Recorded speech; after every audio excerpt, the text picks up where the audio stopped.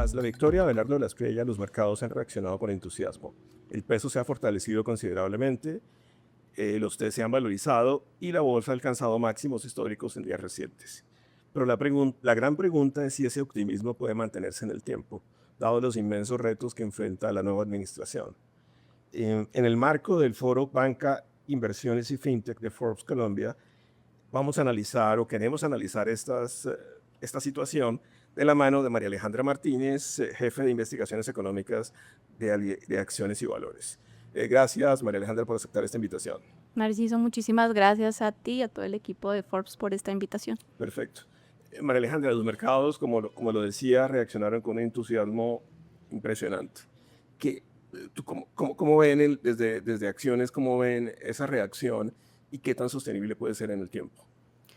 Bueno, sí, incluso desde la primera vuelta, cuando sorpresivamente empezó a liderar em, Abelardo de la Espriella, el mercado empezó a mostrar un optimismo por un cambio de gobierno, en el sentido en que se pudieran generar pues unos discursos mucho más amigables con la empresa privada, con las inversiones, con, con la seguridad, no solo física, sino jurídica, de muchas de las reglas del juego que están actualmente, ¿no?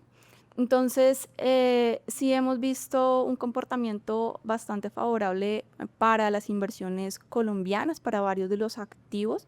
Como tú comentas, pues el peso colombiano ha sido uno de los que más se ha valorizado en realidad, incluso en algunos momentos comportándose de manera diferente a, a la región, sencillamente pues como por un voto de confianza hacia lo que pueda venir en Colombia, ¿sí? Entonces, em, los test también pues se han venido valorizando, incluso digamos frente a una política monetaria muy contractiva, pues, tú has visto las decisiones recientes del Banco de la República de incrementar su tasa de interés, que de pronto más adelante podemos hablar un poco sobre eso.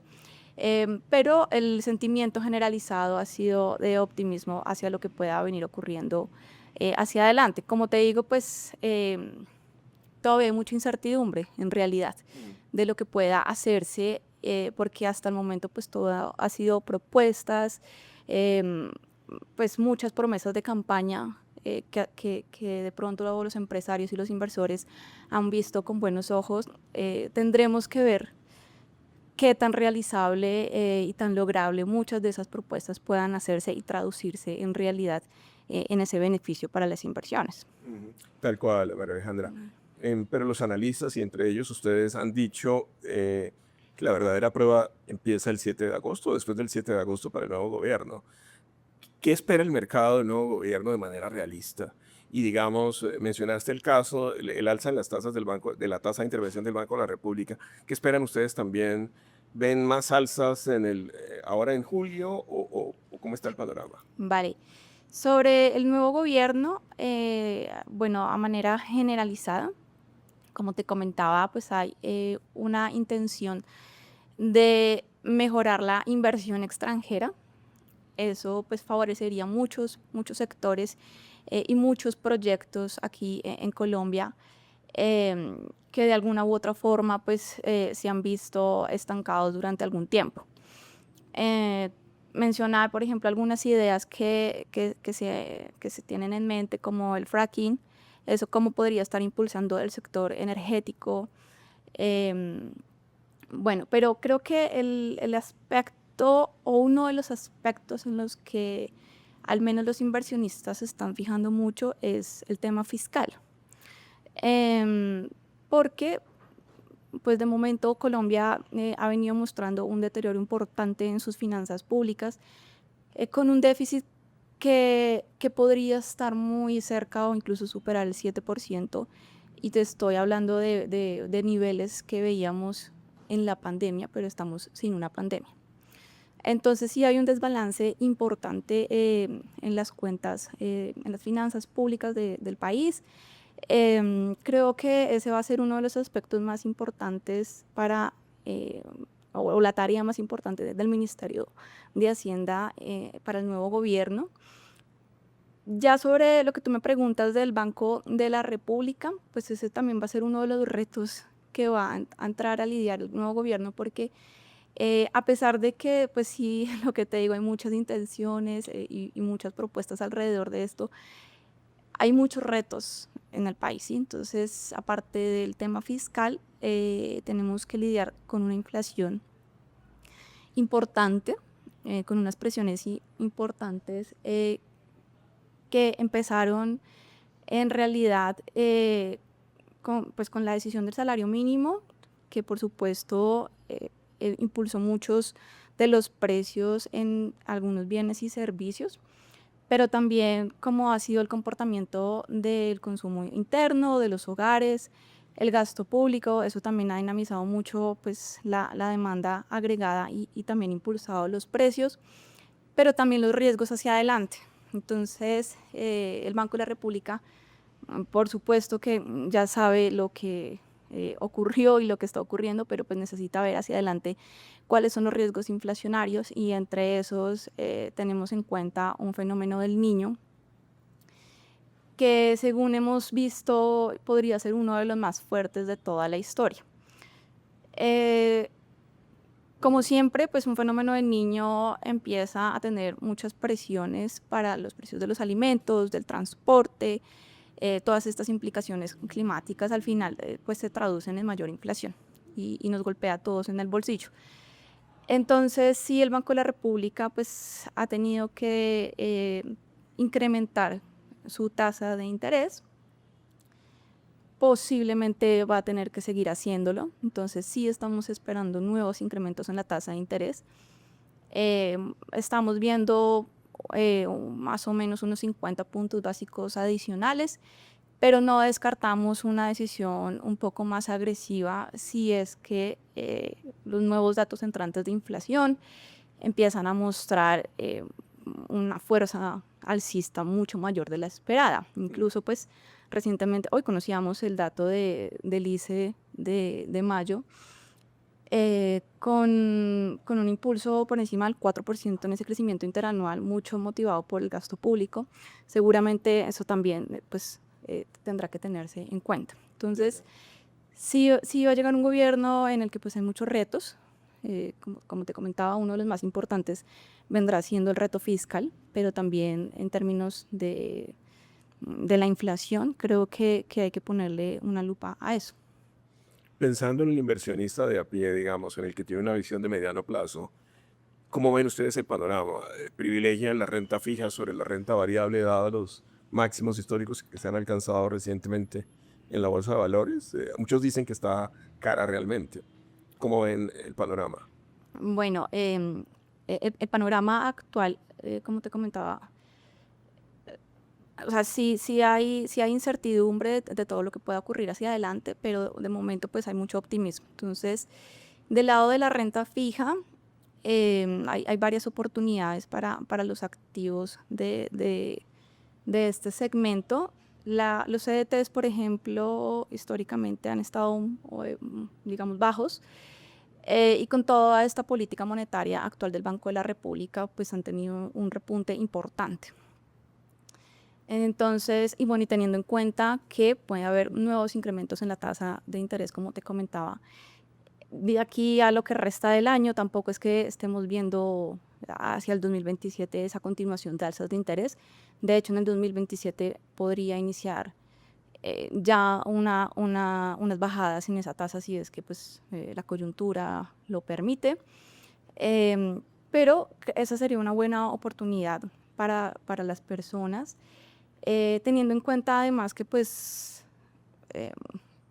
el ingreso real es positivo para muchos de los hogares, por ejemplo, con el incremento del salario mínimo. Esto podría estarles dando un beneficio adicional o una capacidad adicional para ahorrar, así sea muy poco, ¿no? Invertir no significa que uno pueda tener millones para entrar a invertir, pero así sea muy poco para el ahorro y la inversión, se generan esas nuevas oportunidades. Entonces, en la renta fija, pues sí hay oportunidades, como siempre, pues pensando en un horizonte mucho más de mediano plazo, de largo plazo, ¿no? Por lo que te digo que todavía vemos incrementos adicionales de la tasa de política monetaria.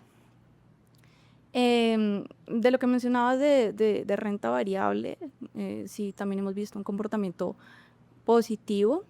Eh, Creo que hay varios sectores que podrían estar beneficiándose, por ejemplo, el sector industrial, con, con todo el soporte y digamos lo que puede haber en proyectos de inversión al interior del país. Entonces, la construcción, por ejemplo, ha sido uno de los sectores bien perjudicados desde la pandemia.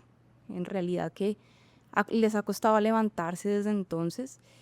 Quizás si se generara un ambiente propicio para nuevos proyectos de construcción, podríamos ver oportunidades de pronto de ese lado.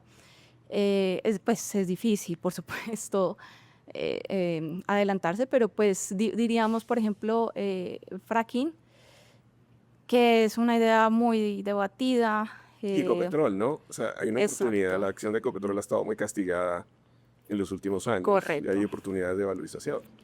Pues sí, claro, todo dependerá entonces pues de cómo se vayan dando las cosas, pero el fracking, que aunque es una idea muy debatida, si llegase a darse, estaríamos hablando de un incremento bien importante de la producción de crudo, que podría estar coincidiendo con unos precios altos de petróleo por Mm, toda la coyuntura internacional.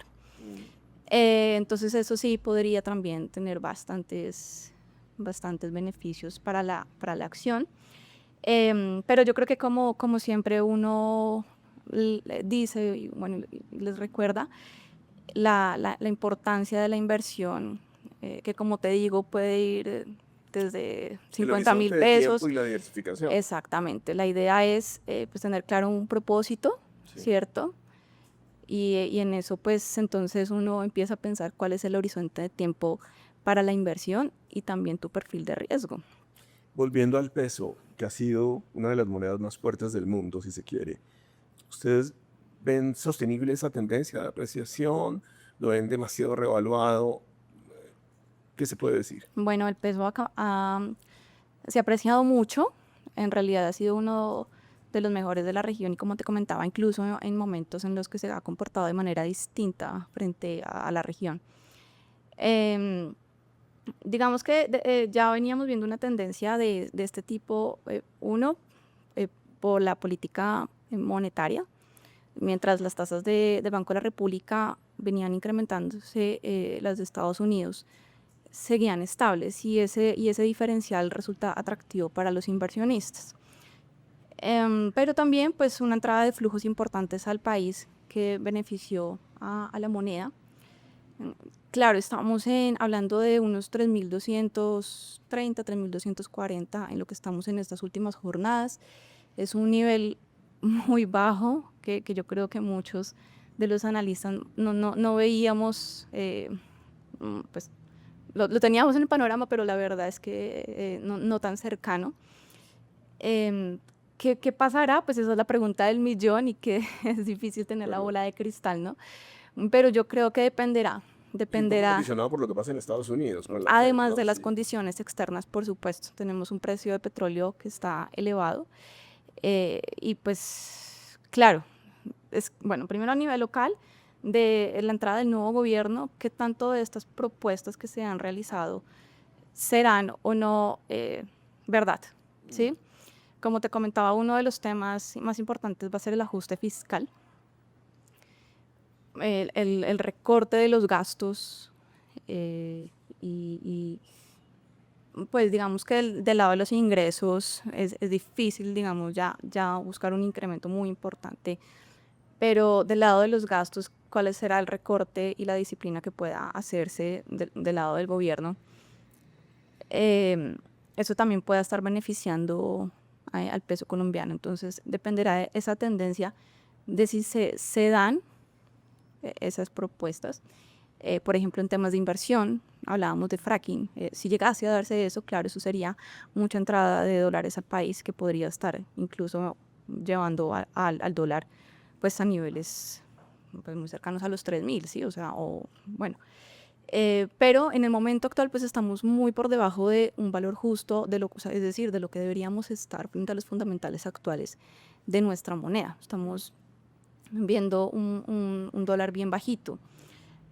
Si llegásemos a ver dudas, por ejemplo, algunos frenos en el Congreso, que haga que pues muchas de las propuestas pues se vean atascadas y no avancen como se estuviera esperando, o la coyuntura internacional también pues se sumara a un fortalecimiento del dólar global o las tensiones geopolíticas continuaran, pues podríamos ver pues ya una tendencia un poco alcista sin necesidad eh, pues, de devolvernos tan rápido como estábamos, pero sí, lo que te digo, todo dependerá, creo, de cómo pueda entrar este nuevo gobierno.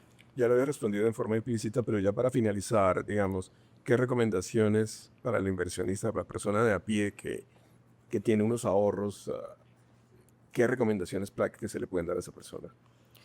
Pues como siempre, recordarles que el mercado está ahí para ustedes, que no es necesario tener gran cantidad de plata para poder entrar. En realidad, cualquier 50.000 pesos en los que uno pueda entrar a invertir, pues ayuda a generar un futuro y a crear pues nuevos proyectos. Es importante, como te comentaba, en todo caso, tener claro el propósito de la inversión, cuál es el horizonte de tiempo que ustedes quieren invertir y para qué. Si es para tu vejez, si es para un viaje, si es porque pues, quieres iniciar nuevos estudios, cuál es ese propósito y además tus niveles de riesgo. Em, por supuesto, también además asesorarse correctamente de todo este tipo de inversiones. Difícil entrar a un mercado en el que de pronto uno no sabe qué es lo que está pasando ni cómo se comporta. Entonces, asesorarse muy bien y bueno, ahí en la actualidad pues hay muchos productos que pueden acomodarse a lo que las personas necesitan actualmente. De nuevo, María Alejandra, muchas gracias por aceptar esta invitación al foro de Banca, Inversiones y FinTech de Forbes Colombia y hasta una próxima oportunidad. Muchísimas gracias por la invitación a ustedes. Continúen conectados al foro de Banca, Inversiones y FinTech de Forbes Colombia.